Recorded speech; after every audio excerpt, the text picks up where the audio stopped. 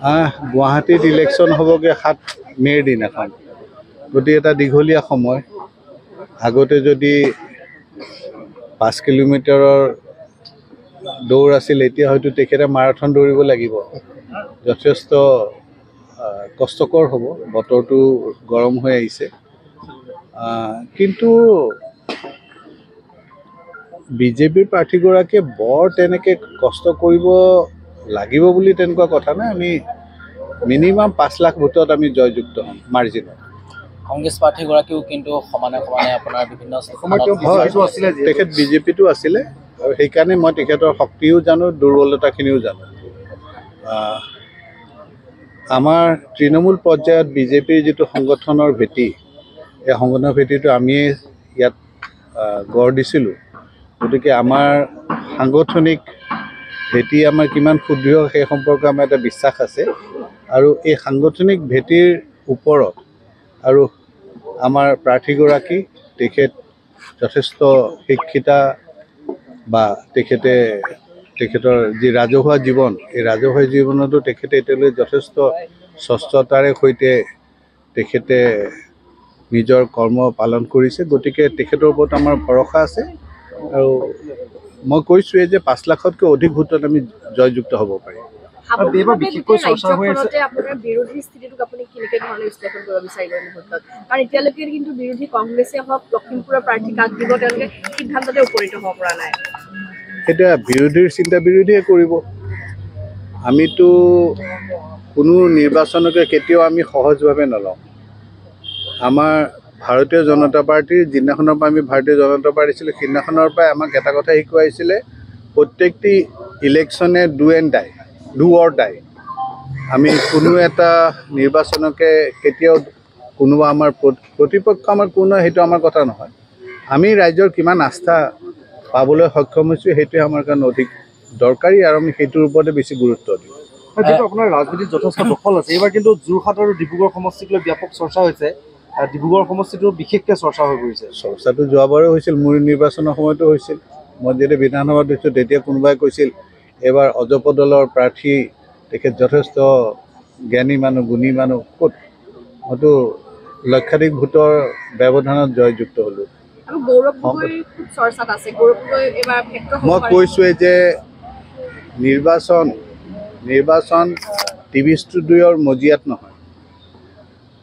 নিৰ্বাচন ৰাইজৰ মাজত কোন যাব পাৰিছে, ৰাইজৰ আস্থা কোনে অধিক পাবলৈ সক্ষম হৈছে, সেইটোৰ ওপৰতে নিৰ্ভৰ কৰে, সাংগঠনিক ভেটিৰ ওপৰত নিৰ্ভৰ কৰে। আজিৰ দিনত ভাৰতীয় জনতা পাৰ্টীৰ সাংগঠনিক যিটো ৰূপ, সেই ৰূপটো কিন্তু সৰ্বব্যাপী। গতিকে আমি যথেষ্ট আশাবাদী আৰু আত্মপ্ৰত্যয়ো আছে আমাৰ, যে আমি খুবেই ভাল ফলাফল, স্বাধীনোত্তৰ সময়ৰ আটাইতকৈ ভাল ফলাফল এইবাৰ দেখুৱাবলৈ সক্ষম। যোৰহাট সমষ্টিৰ যিগৰাকী তপন কুমাৰ গগৈ, লোকসভা সদনত তেওঁ পাৰদৰ্শিতাক লৈ এতিয়া প্ৰশ্ন উত্থাপন হৈছে, কিয়নো তেওঁ যি দুৰ্বল পাৰদৰ্শিতা, 5 বছৰত তেওঁ মাত্ৰ 13টা কেৱল কুৱেশ্যন প্ৰশ্ন কৰিবলৈহে সমৰ্থ হ'ল। এতিয়া আপুনি নিজেই ক'লে যে 13টা প্ৰশ্ন কৰিবলৈ সক্ষম হৈছে। যিকোনো এজন সাংসদ বা যিকোনো এজন বিধায়কে জানে 13টাকে প্ৰশ্ন সংসদত উত্থাপন কৰিবলৈকে কিমান দক্ষতাৰ প্ৰয়োজন হয়। কিয়নো য'ত আপোনাৰ 500তকৈ অধিক মানুহ থাকে, তাত আপুনি 1 ছেকেণ্ডৰ সময়ৰ কাৰণেও কিন্তু যথেষ্ট কষ্ট কৰিবলগীয়া হয়। যথেষ্ট দলৰ কৰ্তৃপক্ষৰ ওচৰত তেখেতসকলে এনেকুৱা আস্থাভাজন হ'বলগীয়া হয়। গতিকে সেই ক্ষেত্ৰত তেখেতৰ তুলনা গৌৰৱ গগৈহঁতৰ দলত মানুহ নাই, আৰু আমাৰ দলত মানুহৰ প্ৰাচুৰ্য আছে। গতিকে বক্তাৰ প্ৰাচুৰ্য আছে, কিন্তু কংগ্ৰেছ দলত সেই 1 বা 2জন মানুহৰ বাহিৰে ক'বলৈ নাই। গতিকে গৌৰৱ গগৈ অলপ সুযোগ বেছি পাইছে, গতিকে তেওঁ ৰাইজৰ চকুত বেছিকৈ আহিছে। কিন্তু তাৰ মানে এইটো নহয় যে তপন গগৈও দক্ষ নহয়, তেখেত যথেষ্ট দক্ষ মানুহ। সদৌ অসম ছাত্ৰ সন্থাৰ গুৰুত্বপূৰ্ণ পদত থাকি তেখেতৰ ভূমিকাও নিষ্ঠাৰে সৈতে পালন কৰিছিল। গতিকে মই অনুভৱ নকৰোঁ যে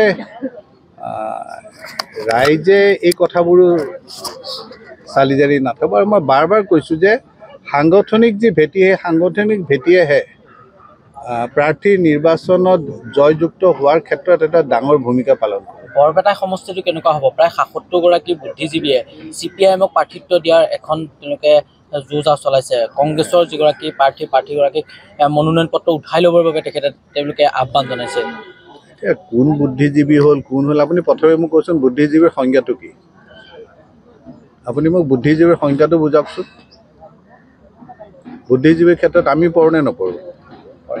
তেনেহ'লে গতিকে বুদ্ধিজীৱী কোন কাৰ লগত আছে কি আছে সেইটো ডাঙৰ কথা নহয়, জনসাধাৰণ কাৰ লগত আছে সেইটোৱে ডাঙৰ কথা। হীৰেণ গোহাঁই নেতৃত্ব লৈছে। হীৰেণ গোহাঁই লেফটিষ্ট মাইণ্ড আছে, তেওঁ গতিকে CPI বা CPM হৈ পেলাই কৈছে। তেখেতৰ চিন্তাধাৰাত আছে, অন্যসকল নিজৰ চিন্তাধাৰাত আছে। সকলোৰে নিজৰ নিজৰ বাক স্বাধীনতা আছে, চিন্তাৰ স্বাধীনতা আছে। গতিকে তেখেতসকলৰ যিটো স্থিতি সেই স্থিতিটোক তেখেতসকলে ৰাজহুৱা কৰিছে, আমি আমাৰ স্থিতিক ৰাজহুৱা কৰিছোঁ।